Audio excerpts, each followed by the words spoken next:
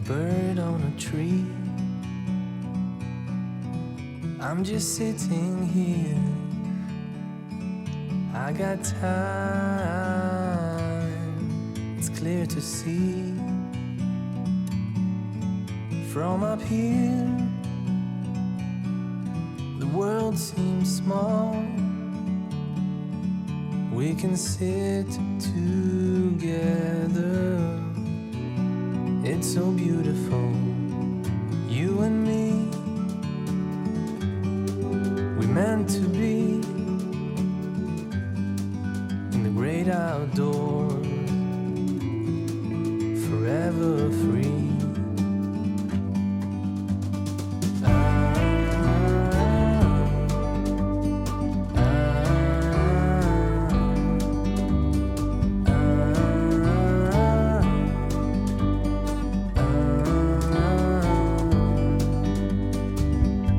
Sometimes you need to go and take a step back to see the truth around you. From a distance you can tell.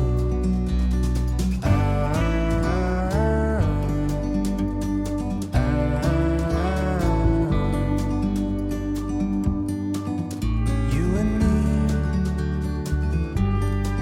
were meant to be in the great outdoors, forever free. You and me meant to be in the great outdoors, forever free.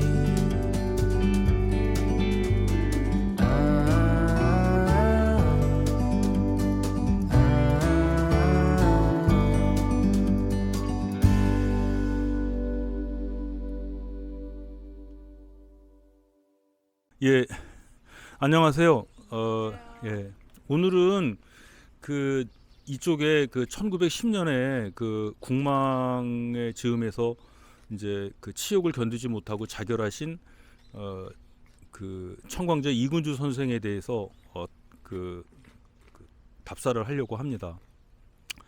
잘 아시겠지만 이군주 선생은 그 1910년에 그 우리나라가 이제 그러니까 1910년 8월 29일 날 국망을 한 다음에 이제 바로 이제 그 치욕을 견디지 못하고 자결을 하시려고 그랬는데 그 대개 이제 그 백형의 그 환갑 잔치가 있어서 한 달 정도를 기다렸다가 이제 자결하신 분이에요. 그래서 제가 이분을 보면서 좀 이제 그 자결할 날짜를 정해놓고 이제 자결을 하기로 했는데 집안에 일이 생겨가지고 그래서 한 달 뒤에 자결하는 이런 말도 안 되는 그런 이제 일이 있었는데 이분이 이제 그런 것의 대표적인 분입니다. 그 당시에 이제 나라가 망해서 자결하신 분이 두 분이 계세요. 이쪽에서 한 분은 이제 이분이고 또 한 분은 벽초 홍명희 선생의 그 아버님이시거든요. 그거는 이제 저희가 이쪽과 관련이 없기 때문에 이제 제외를 했고요. 그래서 오늘은 청광제 이군주 선생님에 대해서 이제 집중적으로 알아보겠습니다. 지금 저희가 서 있는 이 자리는 그분의 이제 그 선조 그 조상이 되시는 그 이명준 선생의 이 계셨던 곳입니다. 그러니까 이쪽에서 현감을 하셨어요. 덕산 현감을. 그래서 이것에 대해서 좀 자세한 내용을 저희 이제 박성묵 예산역사연구소 소장님을 통해서 듣도록 하겠습니다. 오늘 코스는 이쪽을 본 다음에 그 다음에 이분이 전희희 씨인데 그 전희희 씨가 중에서 구한말에 이쪽에서 그 기호흥학회라고 이제 그 계몽운동을 하신 분들이 계십니다. 그 학교 설립운동도 하시고 그래서 그분의 그 생가지가 있어요. 그 이육로 생가 건너편에 있거든요. 거기하고 그다음에 그분의 이제 그 추모비 그분의 그 뭐 영모비라 그럴까요? 그걸 세우는 그 홍보 면사무소에 들렸다가 그다음에 이제 그 이찬세 선생의 그 생가지에 이 내포 지역에서 그러니까 홍주 지역에서 제일 큰 서당이 있었습니다. 그쪽에 거기에 그 이만주 선생이 주석을 하셨거든요. 그 서당을 통해서 이제 김복환 선생하고 이설 선생이 이제 만나게 되십니다. 그래서 그 터도 우리가 가보겠습니다. 그리고 나서 이제 그 이육로 생가에 들려서 그 이육로 생가지 그 생가지죠. 그 생가지에 얽힌 이야기를 보고 그 다음에 이제 색가시로 이동할 거예요. 구황 색가시로 이동을 해서 그 이설 선생님 그 생가지를 보고 그 다음에 이만주 선생이 그쪽에 잠시 기거하신 적이 있습니다. 그렇게 한 다음에 그 다음에 이분이 이제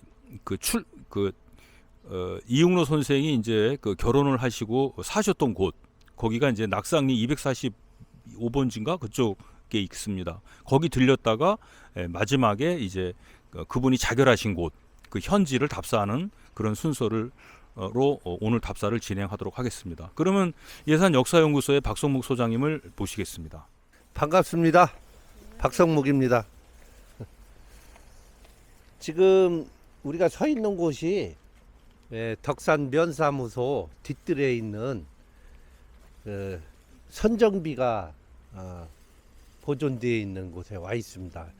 이 여러 개의 그 조선시대 때 선정비가 있는데 이 중에서 가장 탁월하고 중요한 그 선정비가 누구 거냐면은 바로 자마 이명준 선생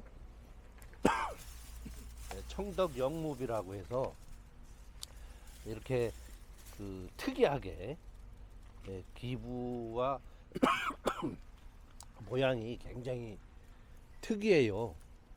근데 이 이명준 선생은 전이시로서 아버지가 청강 이재신 선생이거든요. 이재신 선생은 조선시대 때 율곡, 성온 다 그 한 살 차이로 다 동갑내기들이에요.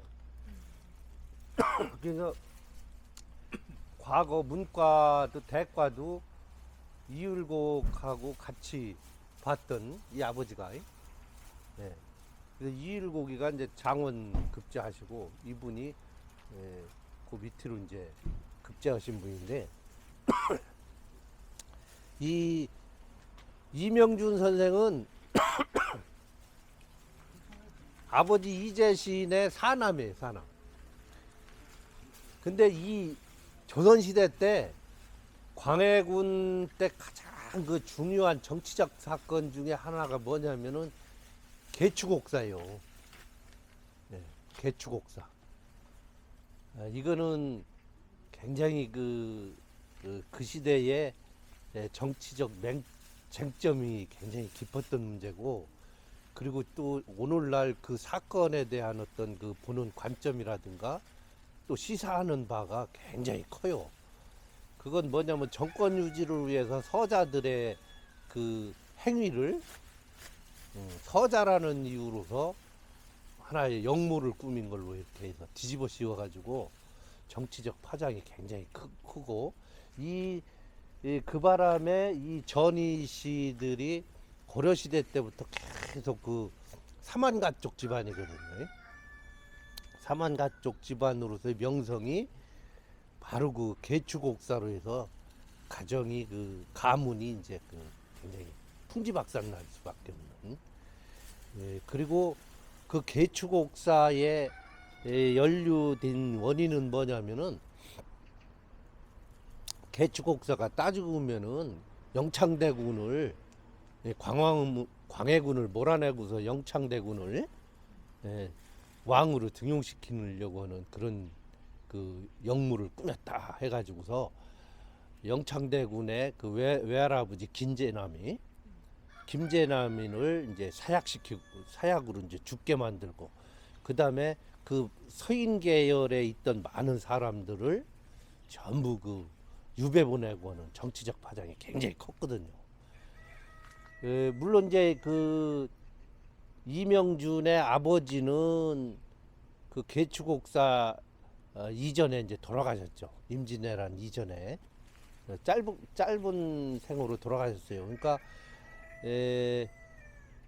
그 이 아버지는 이제 이탕계난이라고 여진족 두만강 지역의 온성 그 북병사였거든요. 그래서 그 2단계난을 잘 초기에는 잘 막았다가 부하들이 성을 온성인가 어디 성을 점령당해 가지고 다시 기습해서 이제 그 2단계를 다 그 물리치고 했는데 이게 증거만 가지고서 왕에 보고를 하니까 아주 뭐 그 선조가 그 부사 성을 뺏긴 김수를 차명시키고 나머지는 다 유배 보내는 걸로 우선 왕명이 그렇게 떨어졌어요. 근데 이 아버지가 기가 막힌 거지. 다 물리치고서 임금의 명령사가 왔는데 아 이게 승진되고 좋은 일인 줄 알았는데 죽어라고 처음에는 패했지만 죽어라고 해서 다시 2단계들을 물리친 이 자기 부하를 처형식 차명에 시키라고 하니까 이게 완전 180도 다른 전갈이 온 거 이게 왕명이 하달이 된 거요. 그러니까 이 아버지가 야 이게 굉장히 그 강직하고 저리가 높은 사람인데 야 이걸 이렇게 어떻게 차명시키느냐. 그래서 시간 끌기를 했어요. 시간 끌기. 이게 왕명이 도달하면 즉시 해야 처형을 시키 참수를 해야 되는데 경국대전 법에 며칠간 유예 기간이 있어요. 그러니까 이 청강은 원칙대로 왕명이 하달돼도 유예 기간이라는 법적 근거를 가지고서 며칠 동안 유보시킨 거요. 예? 그런데 아니 처형 참수시켰던 결과 보고가 안 오니까 왜 그렇게 됐느냐니까 아니 법대로 온다고. 아니 내가 명령 내렸으면 법이지 무슨 그렇게 하느냐. 아 이게 법률이 그렇습니다 하니까 무함하다 이거요. 괘씸죄 또 걸려가지고 유배 보냈어요. 유배. 그러니까 이명준 아버지가 그 압록강 밑에 인지진인가 거기 그러니까 위화도 해군에 있던 니성계 바로 밑이가 압록강의 그 선마장지인데 거기고 아주 유배를 걸리 갔어요. 그러니까 유배 가서 죽었어. 이 청강 선생이. 그러니까 이 조선시대 때 대표적으로 거짓 없고 진짜 충과 효를 다 하고 사물을 진짜 올바르게 보는 사람이 딱 대표적으로 한 세 손가락에 든다고 하면 청강. 예. 이 아들도 또 다 그렇게 이 재물에 대해서 아주 탐을 욕심이 없었어요. 밥 새끼만 받으면 먹으면 된다. 예. 이 실제 왕조실록을 뒤적거려 보니까 그런 삶을 사는 사람들인데 어쨌든 큰아들은 아버지보다 일찍 죽었지. 이분이 이제 넷째거든요. 그 큰아들은 이제 일찍 죽고 둘째가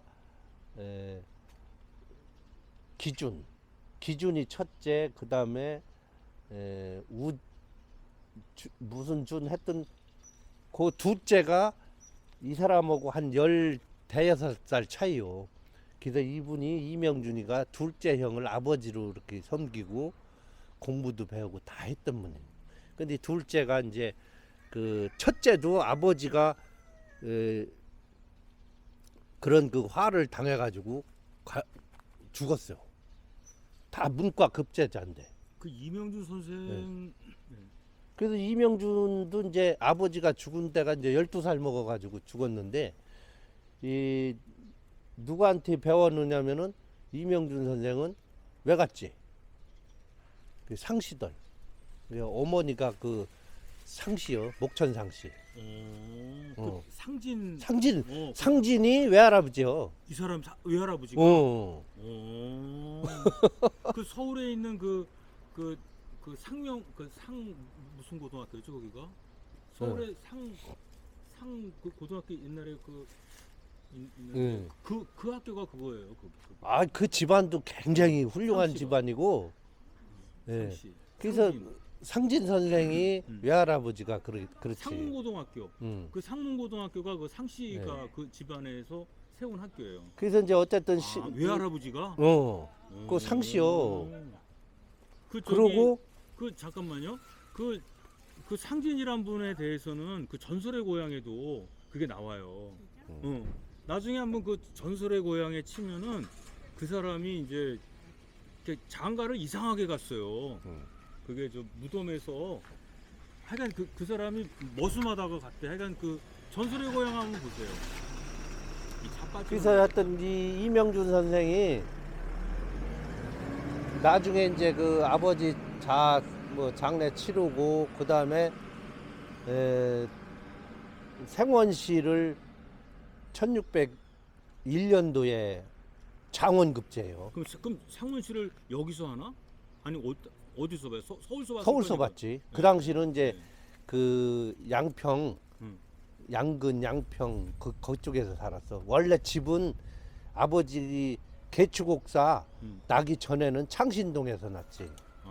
창신동. 그 사람은 그 당시 그 상문시라는 게 이제 그 당시 100명 뽑아요. 그렇지. 100명 가운데 이제 1등에. 그랬다가 2년 후에 1603년도에 문과 급제를 했는데 장원급제 있어. 그렇게 장원급제를 문과를 몇 명 뽑느냐면 10명 뽑는데도 1등 했어. 그게 이제 예. 1년에 3년에 33명을 뽑는데 예. 그때 정시. 이제, 정시 그러니까 문과로. 갑과 1등 했다는 예. 얘기죠. 갑과 의과, 1등. 병과에서. 예. 1등. 예. 그래서 두 번의 장원급제로 해가지고서 아주 뭐 대단히 출세길이 열리는 건데 이게 이제 가다가 대구서 이제 뭐 병조 좌랑도 하고 뭐 몇 가지 이제 벼슬을 하고 저 고산도 찰방도 시작하고 그 다음에 덕산 현감을 1708년도인가 있다가 와서 10년도에 저기 그 다음에 이제 그 서원 현감으로 발령이 나요. 그럼 아니 그건 너무 좀 장황한데 이 사람이 여기 그러면은 덕산 쪽에 내려온 거는 이명준 선생 그 뒤에 내려왔다고 그러던데. 어디가? 그러니까 전희 씨들이 이쪽으로 내려온 게. 그렇죠. 예. 그 당시는 이쪽에 발판이 없어. 없어요. 발판이 없는데 어쨌든 이명준 선생이 돌아가시고 나서 집안이 이제 몰라 그래서 이쪽으로 내려왔다고 그러더라고요. 그렇죠. 맞는가요? 예. 그래서 이제 이명준 선생이 덕산 현감을 했는데 지금의 그 덕산 초등학교짜리 덕산 초등학교짜리. 거기에서 이제 현감을 하는데 여러 가지 그 제자가 조국선. 그렇지. 조국선 선생이죠. 그러니까 이제 이 이명준이라는 사람은 아버지가 이제 문과 대가급자거든요. 청강 선생의 아들이라는 거가 굉장히 그 이름이 났었다고 조선팔도에. 그래서 야 훌륭한 현감이 왔다. 그래가지고 조국선 아버지가 조국선이를 데리고 인사시킨 거예요. 예. 잠깐 근데 여기서 이제 조국선이란 분이 어떤 분이냐면 그 당시에 과거를 보지 않고서 이제 조정에 출사하는 경우가 있어요.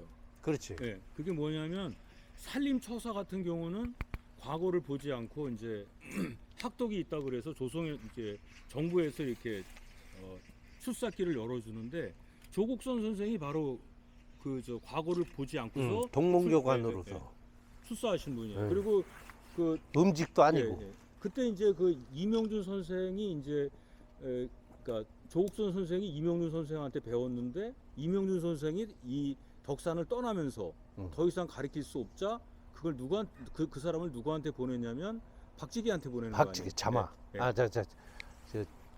다 잠자 들었어.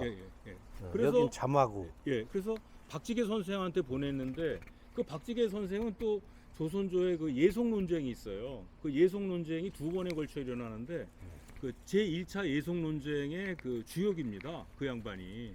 근데 그 사람이 이제 이게 저 스승이라든가 그런 쪽이 없었어요. 학맥이 없다 보니까 그때 이제 노론 지금 서인이죠. 그 사계 김장생 그다음에 그쪽에 밀려가지고 결국 나중에 이분이 이제 그 제자기 때문에 더 이상 나가지는 못하죠. 예, 그래서 어쨌든 횟수로 2년인가 이 덕산 현감을 이제 할 때 이 예. 워낙 이분이 근검절약하고 뭐 올바르게 선정을 하고 이거는 뭐 조선에 이미 정평이 났던 인물이에요 이게. 아버지 이거 따라. 하면서 그 네. 조국선 선생하고 효교리 관계도 좀 얘기 좀 해드려요. 그거는 네, 이 동네 효교리라고 있어요. 그 효교리란 이름이 어디서 유래됐는지 이제 네, 효교리가 네. 거기 이제 여기에서 한 4km 정도 떨어진 이제 봉산면 효교리인데 고독 IC라고 하는데 그렇죠. 그 저쪽 이제 여기에서 보면 북쪽이죠. 예. 거기에서 이 조국선이라는 사람이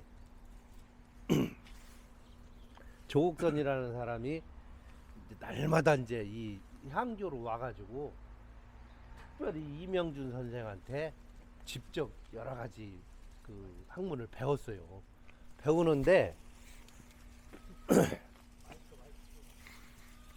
배우는데 이제 어느 날 비가 오는데 이 조국선 아버지가 이명준 씨하고 여기에서 이제 저녁 늦게까지 이렇게 술을 먹는데 이제 가려고 하니까 효교리로 내가 살던 시동리로 이제 시묵굴이지 이제 시묵굴로 가야 되는데 이명준 선생이 현감이 조 선생 이게 지금 비도 오는데 여기서 자고 가라.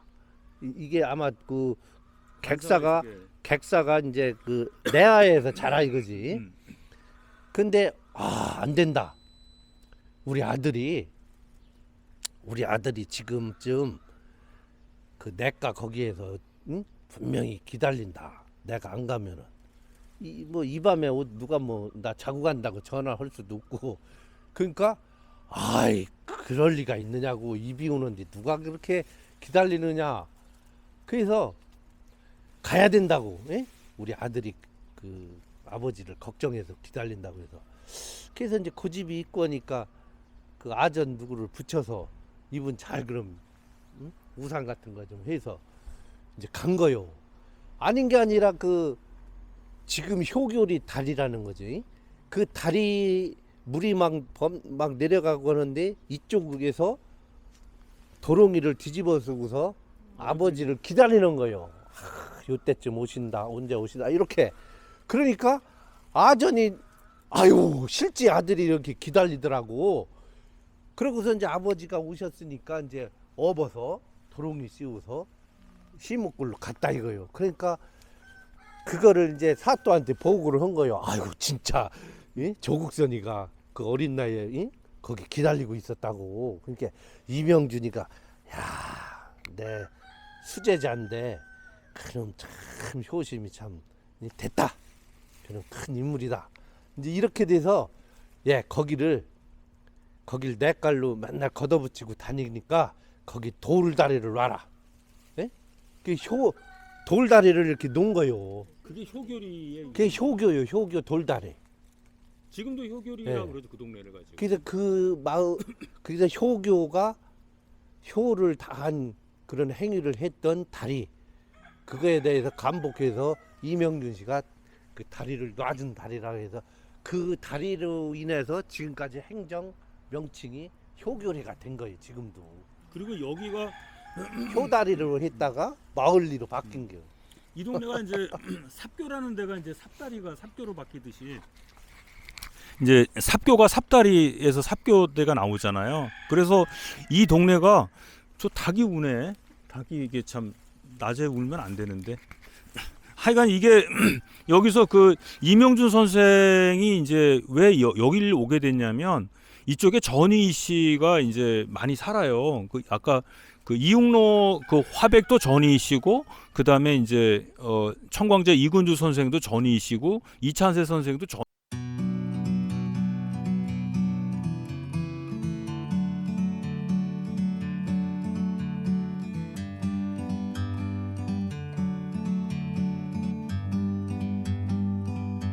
Like a bird on a tree,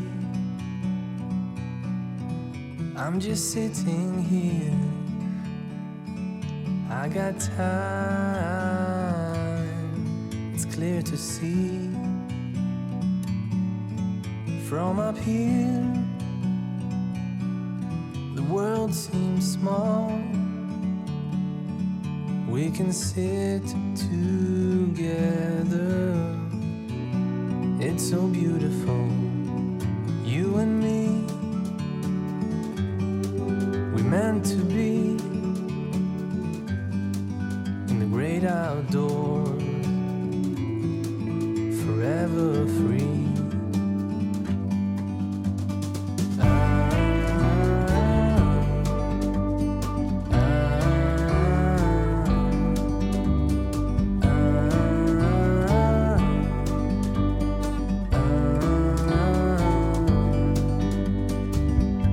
Sometimes you need to go and take a step back to see the truth.